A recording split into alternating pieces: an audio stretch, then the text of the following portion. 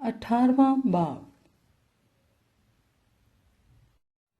बेवा और काजी की तमसील। फिर उसने इस गर्ज से कि हर वक्त दुआ करते रहना और हिम्मत ना हारना चाहिए, उनसे ये तमसील कही कि किसी शहर में एक काजी था। ना वो खुदा से डरता, ना आदमी की कुछ परवाह करता था। और उसी शहर में एक बेवा थी जो उसके पास आकर ये कहा करती थी कि मेरा इंसाफ करके मुझे मुद्दई से बचा। उसने कुछ अरसे तक तो ना चाहा, लेकिन आखिर उसने अपने जी में कहा कि गो मैं ना खुदा से डरता और ना आदमियों की कुछ परवाह करता हूं, तो भी इसलिए कि ये बेवा मुझे सताती है, मैं इसका इंसाफ करूंगा। ऐसा न हो कि ये बार बार आकर आखिर को मेरा नाक में दम करे। खुदावंद ने कहा, सुनो, ये बेइंसाफ काजी क्या कहता है। बस क्या खुदा अपने बरगजीदों का इंसाफ ना करेगा जो रात दिन उससे फरियाद करते हैं? और क्या वो उनके बारे में देर करेगा? मैं तुमसे कहता हूं कि वो जल्द उनका इंसाफ करेगा। तो भी जब इब्ने आदम आएगा तो क्या जमीन पर ईमान पाएगा? फरीसी और महसूल लेने वाले की तमसील। फिर उसने बाज लोगों से जो अपने पर भरोसा रखते थे कि हम रास्तबाज हैं और बाकी आदमियों को नाचीज जानते थे, ये तमसील कही कि दो शख्स हैकल में दुआ करने गए, एक फरीसी, दूसरा महसूल लेने वाला।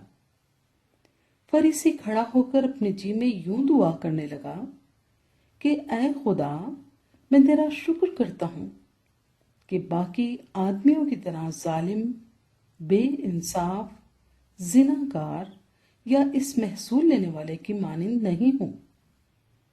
मैं हफ्ते में 2 बार रोजा रखता और अपनी सारी आमदनी पर दाहकी देता हूं।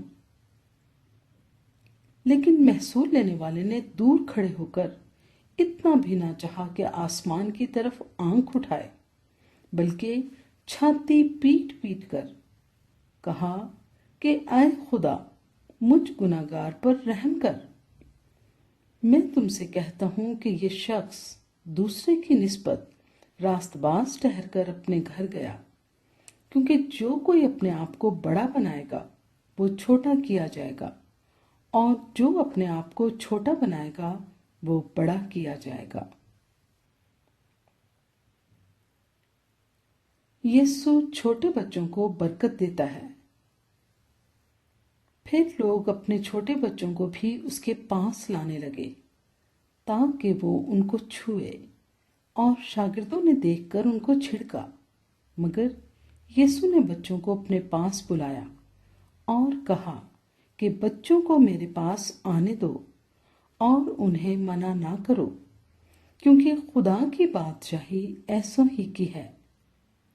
मैं तुमसे सच कहता हूं कि जो कोई खुदा की बादशाही को बच्चे की तरह कबूल ना करे, वो उसमें हरगिज दाखिल ना होगा। एक दौलतमंद आदमी। फिर किसी सरदार ने उससे ये सवाल किया कि ऐ नेक उस्ताद, मैं क्या करूं ताकि हमेशा की जिंदगी का वारिस बनूं?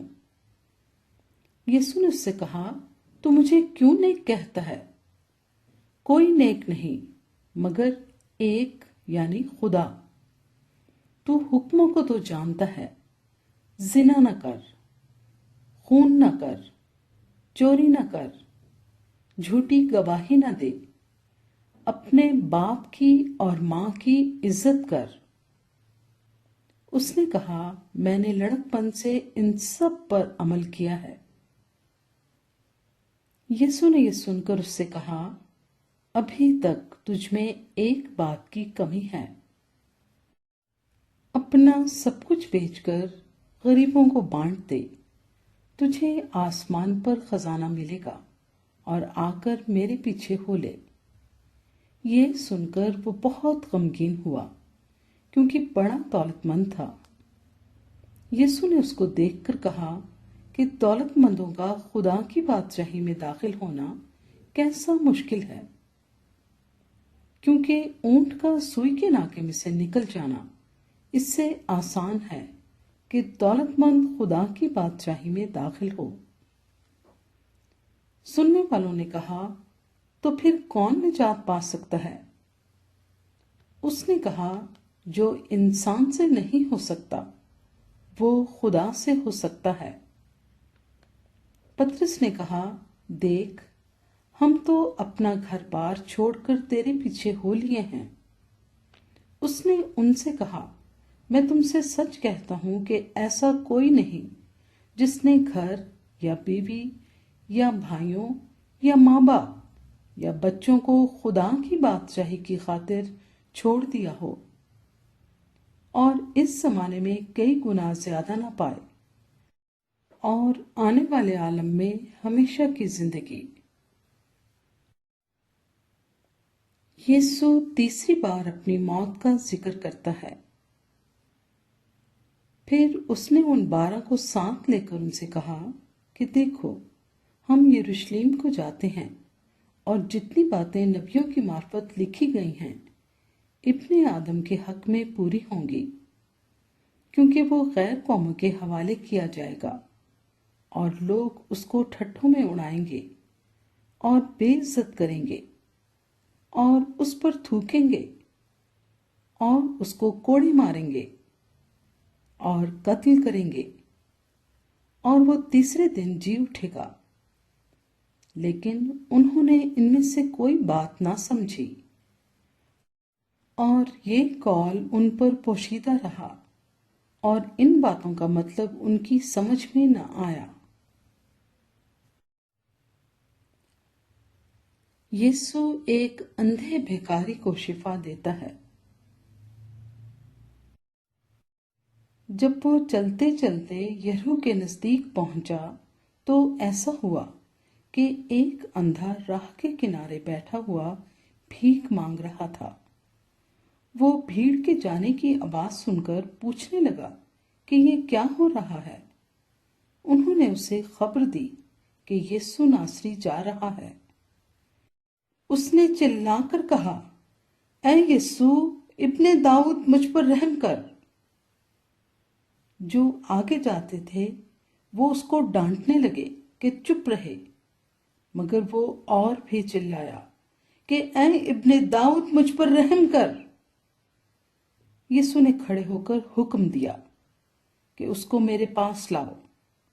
जब वो नजदीक आया तो उसने उससे ये पूछा, तू क्या चाहता है कि मैं तेरे लिए करूं? उसने कहा, आए खुदामंद, ये कि मैं बीना हो जाऊं। यीशु ने उससे कहा, बीना हो जा, तेरे ईमान ने तुझे अच्छा किया। वो उसी दम बीना हो गया और खुदा की तमजीद करता हुआ उसके पीछे हो लिया और सब लोगों ने देखकर खुदा की हम्द की।